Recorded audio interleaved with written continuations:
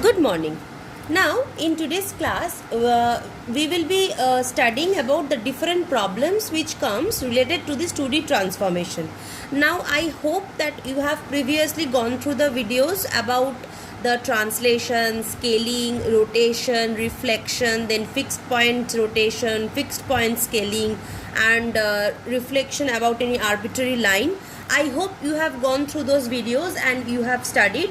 Now, today, we will be doing the sums, the various sums or problems related to this 2D transformation chapter.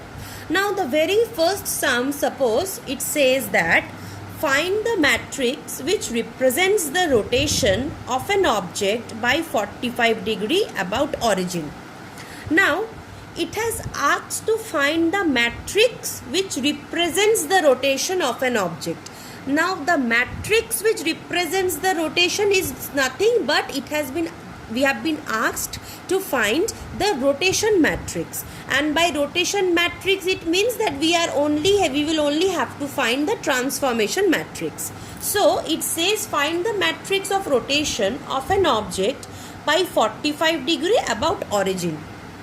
It has said that the rotation will be about origin, and since we know the formula of rotation about origin, we will be able to solve this sum. The angle has also been specified, that what is the rotation about origin. Now, as you can see that the angle is positive. Now, we have already studied that when the angle is positive, our rotation will be in anti-clockwise direction, and when the angle is negative, our rotation will be in clockwise direction. So since 45 degree is a positive angle, so our rotation will definitely be in anti-clockwise direction. So since the angle given is 45 degree, which is a positive value, so our rotation will be in anti-clockwise direction, right? So this thing we already know. Now we need to find whether we will take the row measure form or the column measure form, because nothing has been stated about what will be our measure form. So we can take any of the two values. We can either take the rotation matrix about origin of the anti-clockwise and column measure form, or we can take the rotation matrix about origin of anti-clockwise and row measure form. So any of the thing we can take. Now in this sum, suppose I am taking rotation matrix about origin in anti-clockwise direction plus in column measure form. Suppose I am taking this combination, right? So since I have taken this combination, my matrix will be cos theta minus sin theta cos theta, right? This will be my matrix, cos theta minus sin theta cos theta. Now theta we have already been provided, so the rotation matrix for 45 degree will be somewhat like cos 45 minus sin 45 sin 45 cos 45, right? Now cos 45 values we all know, that is 1 by root 2, and sin 45 values we also know, 1 by root 2. So 1 by root 2 minus 1 by root 2, 1 by root 2 and 1 by root 2. Fine. Now this is our answer. We have been asked the matrix which represents rotation of an object by 45 degree about origin. 45 degree, since it's a positive value, it will be in anti-clockwise, and in here we can take either of the two cases, anti-clockwise plus row measure or anti-clockwise plus column measure. Suppose I have taken anti-clockwise plus column measure. This is the matrix about origin. So this is the matrix. Since theta is provided 45 degree, I have put 45 in place of theta, and I have simply put the values of cos 45 and sin 45. So this is the answer of this sum. Now suppose the next part, it says that find the new coordinates of the point P after this rotation. Now what we are asked, suppose we have found the rotation matrix. Now it is being asked to apply this rotation matrix on this point P, so that we can get the new coordinates of the point P. Now one thing is there, since we have taken this in anti-clockwise direction and in column measure form, so our representation of this point P should also be in column measure form. By column measure form, we know we write one column, then this column, then this column, and so on. So our point P in column measure form will be 2 and minus 4, this, right? So now since we have been asked to find the new coordinates of the point, this point after this rotation, so what we need to do? We need to multiply this transformation matrix for rotation with the object matrix, that is our point matrix, so that we can get the new point matrix. So we need to multiply R45 degree this matrix with point P, so that we will get the new coordinates of this point after this rotation. So 1 by root 2 minus 1 by root 2, this thing we need to multiply with this, right? Now this multiply will happen. This multiply will happen since there are 2 rows and 2 columns, and here also there are 2 rows and 1 column. So this 2 and this 2 are same. So this multiplication will happen, and after multiplication we will get a value somewhat like, suppose this.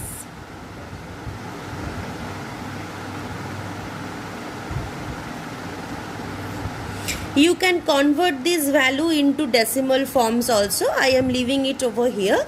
You can take the value of root 2 and you can take the value of 2 into root 2.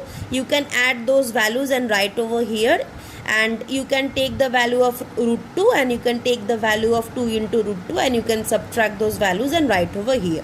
So basically what it means? It means this is our x dash and this is our y dash. So after applying, and this is our new P dash, right? So what happens after applying this rotation on this point P, we will get the coordinates of the new P dash, that is our new changed coordinates. This is our x value and this is our y value. So this sum ends over here. Now suppose our next sum is given as a triangle is given with this coordinate. Suppose a triangle is defined by these coordinates, and it is asked that find the transformed coordinates after number 1 90 degree rotation about origin, number 2 reflection about the line y equal to minus s. Now it has been asked that find the transformed coordinates. Now this word transformed coordinates, this means that after finding out the transformation matrix in this stage, we need to multiply with this triangle to find the new transformed coordinates of this triangle. Similarly, after finding out this reflection matrix in this section, we need to multiply that matrix with this triangle in order to find out the transformed coordinates of the new triangle, right? Now here from this problem onwards, we will be knowing a new concept which is known as homogeneous coordinates.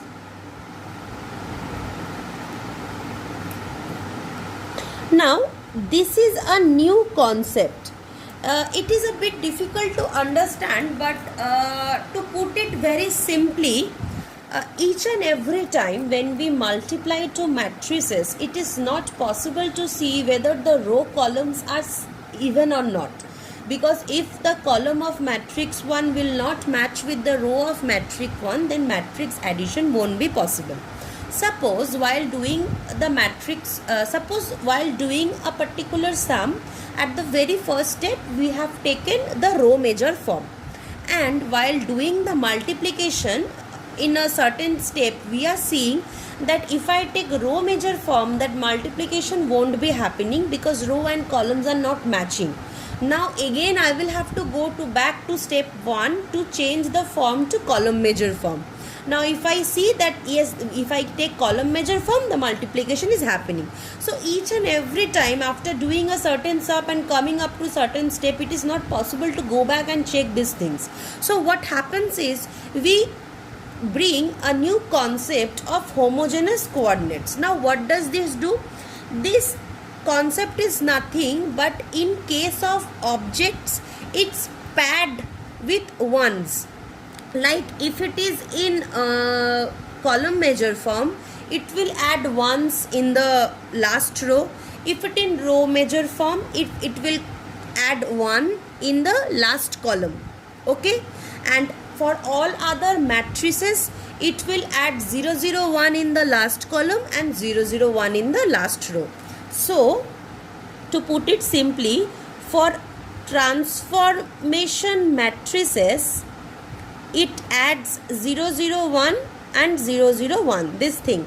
The matrix over here and new 0 0 1 and 0 0 1 are padded. And for object matrices, if it is in column measure form, it will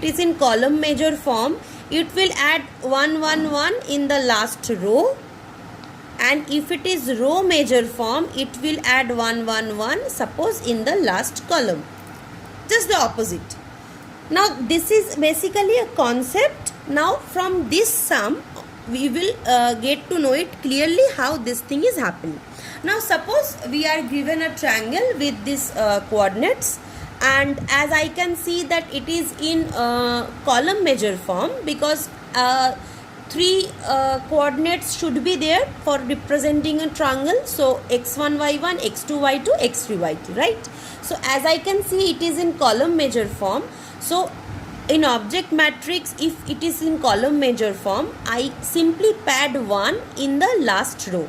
So our triangle matrix will be somewhat like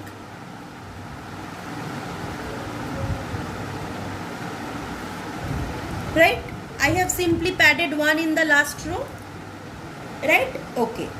Now this is our triangle matrix. We will be dealing with this triangle matrix. Now we are asked to find the transformed coordinates after 90-degree rotation about origin. Now the first thing is 90 degree. Since it is 90 degree, it is positive value, so definitely we will take in anti-clockwise direction. Now since our object is in column measure form, so definitely we will take column measure form only. So anti-clockwise direction and column measure form. Now rotation matrix about origin for anti-clockwise direction and column measure form is somewhat like this. We did this thing only in just the previous step, right? So rotation matrix for column measure form in anti-clockwise direction is this. Now since we have changed this matrix into homogeneous coordinate, we will be changing everything into homogeneous coordinate. Now this, when changed to homogeneous coordinate, what I have did, I have said that transformation matrices will be padded like this, 0 0 1. So cos theta minus sin theta cos theta 0 0 1 0 0 1. Fine. I have padded. Fine. So now in place of theta, what I need to put? Cos 90 degree minus sin 90 degree sin 90 degree cos 90 degree 0 0 1 0 0 1, right? So cos 90 degree is 0 and sin 90 degree is 1, right? So 0 minus 1 1 0 0 0 1, right? Fine. So this is our matrix for 90 degree rotation about origin in anti-clockwise and in column measure form.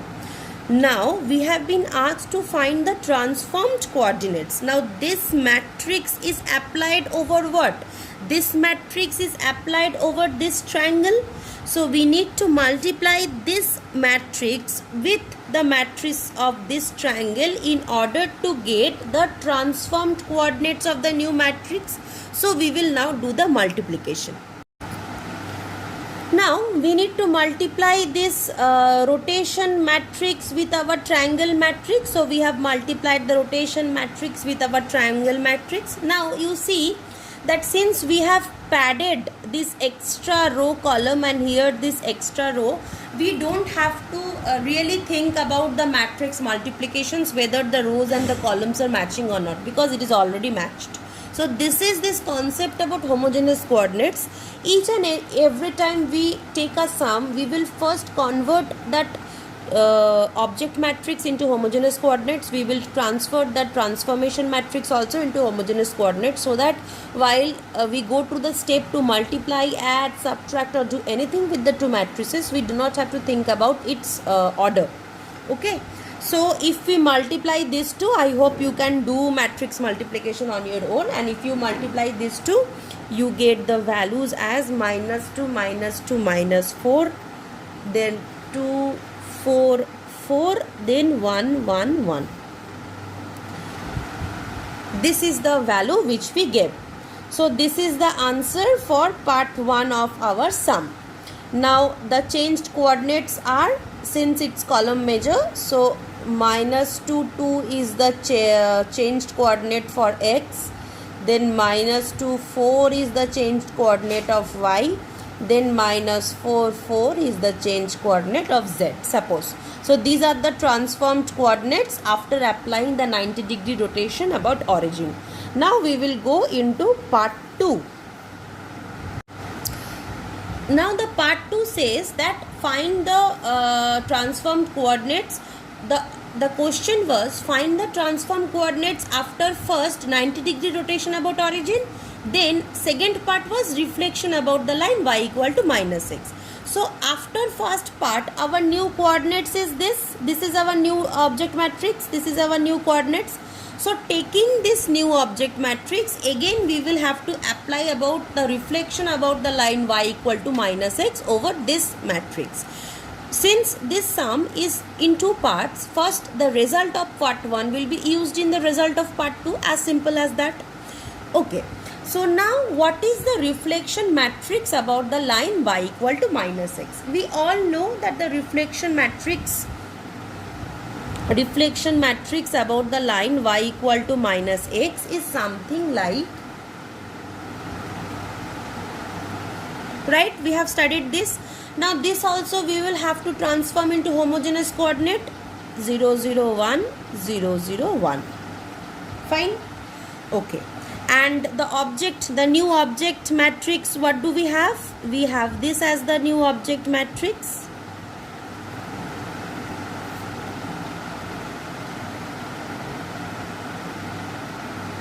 Fine. So this is our new object matrix. So what do we need to do now? We need to multiply our reflection matrix with our new object matrix in order to get the final matrix after 90-degree rotation and also after reflection about the line y equal to -x. So what do? We multiply these two matrices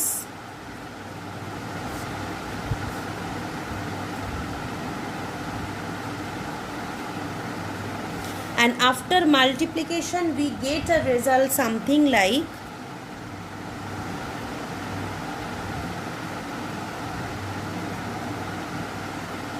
you people kindly do solve this by hand, because mine I have already solved this sum, so I am simply writing it over here. But if you don't practice it at home doing this matrix multiplications, trust me, you won't be able to get it right at the examination hall also, because this matrix multiplication sometimes become really confusing and really it confuses a lot. So kindly do this with hand at home and tally with my answers. Okay, so finally after doing this we get a matrix something like this. Okay, so finally the final transformed coordinates of the triangle first after 90-degree rotation about origin is this one. and then this triangle is again performed reflection about the line y equal to minus x, and the final transformed matrix again after the reflection about the line y equal to minus x is this one, right?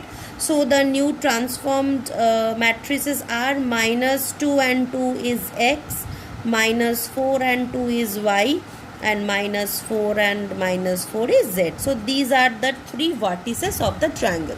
So this is the end of this particular sum. Now suppose the next sum which we will be solving is that, suppose it is given that translate the square ABCD whose coordinates are a coordinate is given, B's coordinate, C's coordinate is, and D's coordinates. Translate the square ABCD whose coordinates are this ABCD by 2 units in both direction. That is, in x direction also we will translate by 2 units, and in y direction also we will translate by 2 units. Then after doing this translation, then scale it by 1.5 units in x direction and 0.5 units in y direction. So first we will be doing what? We have a square ABCD whose coordinates are given. First we need to apply translation on that square by 2 units in both x and y direction, and the result we get, we need to apply scaling on that by 1.5 units in x direction and 0.5 units in y direction. Now since we are gradually being habituated with this concept of homogeneous coordinates, now for rotation matrices we know that we need to pad 0, 0, 1 in column and 0, 0, 1 in row in order to convert it into homogeneous coordinate. But in translation matrix a little difference is there. First of all, translation matrix has 2 forms of representation. If I take column measure form of the object, if the object I am dealing with, suppose this square, if I represent it in column measure form, then I will take the column measure form of translation matrix also, and this gives us Tx and Ty. Okay, up to this was our translation matrix, and this thing we have padded, right? 0, 0, 1. Now if our object matrix in row measure form, this will be our translation matrix where Tx and Ty is in last row, and if we view translation matrix in column measure form, this will be our translation matrix in which Tx and Ty are in column. Now the thing is, we need to first represent the square ABCD in a matrix form. Now the previous sum we have done in column measure form. Now suppose I am doing it in row measure form. Now if I take row measure form, the representation of my matrix ABCD will be something like 0, 0, 3, 0, 3, 3 and 0, 3, right? So this is my representation of ABCD matrix in row measure form, right? In row measure form. Now since it is a row measure form, I will have to add 1 to the column in order to make it a transformation, to make it a homogeneous square matrix. So this is my final object matrix. Now since I have taken this as row measure form, so in order to find the translation matrix by 2 units, I will also have to take the translation matrix in row measure form. That is, I will have to take this translation matrix, right? So my translation matrix for 2 units in both the direction will be 1, 0, 0, 0, 1, 0, Tx, Ty and 1. And this will lead to, since Tx is also 2 units and Ty is also 2 units, 1, 0, 0, 0, 1, 0, 2, 2 and 1. Fine. So this is our square matrix or the object matrix in row measure form, and this is our translation matrix in row measure form. And now in order to find the translation of 2 units in both the direction, what are the transformed object, we need to multiply this 2. So in order to find the new object matrix after translation into units in both the direction, we need to multiply this matrix into, we need to multiply with this matrix, right? So as you can see, these are the matrices we need to multiply. Here it is 4 cross 3 and 3 cross 3. So the multiplication will be possible. So after multiplication, we get values like, again I am repeating, please do these multiplications at home in your copy in order to gain fluency, because without this you won't be able to perform at examination hall. So these are the new object matrix, that is by translating this square ABCD by 2 units in both x and y direction, that is translating this square ABCD by 2 units in both x and y direction, we multiply the object matrix of ABCD with the translation matrix of ABCD, and after that we get the new transformed matrix or the new coordinates of the matrix. So 2 2, so A is 2 2, this is B, this is new C, and this is new D. Now remember one thing, that since I have taken ABCD in row measure form, so I have taken translation matrix also in row measure form. If I would have taken ABCD in column measure form, I would have taken this translation matrix that is in column measure form. So the two things need to be compatible. Now this is our result after translation of that object ABCD in 2 units in both the direction. Now we have been asked that then scale it by 1.5 units in x direction and 0.5 units in y direction. So we need to multiply this matrix with our scaling matrix in order to get the new scaled matrix. Now this is our scaling matrix, right? We have studied this, but since we need to convert this into homogeneous coordinate as well, so we need to pad this 0 0 1 and 0 0 1 over here in order to convert this into homogeneous coordinate. So this is our scaling matrix. According to our son, we are asked in x direction it will be scaled 1.5 units and in y direction it will be scaled 0.5 units. So for our son, our scaling matrix will be something like this, right? Here there will be 1.5 and here there will be 0.5, right? Sx and Sy will be something like this. Now this scaling matrix I need to apply over the matrix I have got after translation. So the matrix which I have got after translation is this.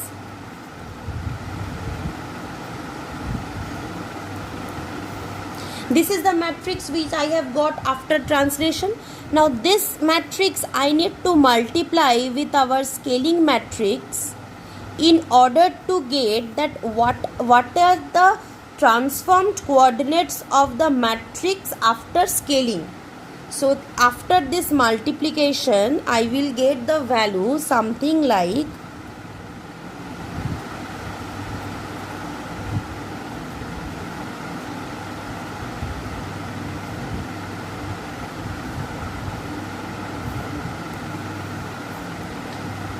So finally our sum is done. This is the final answer. What did just happen?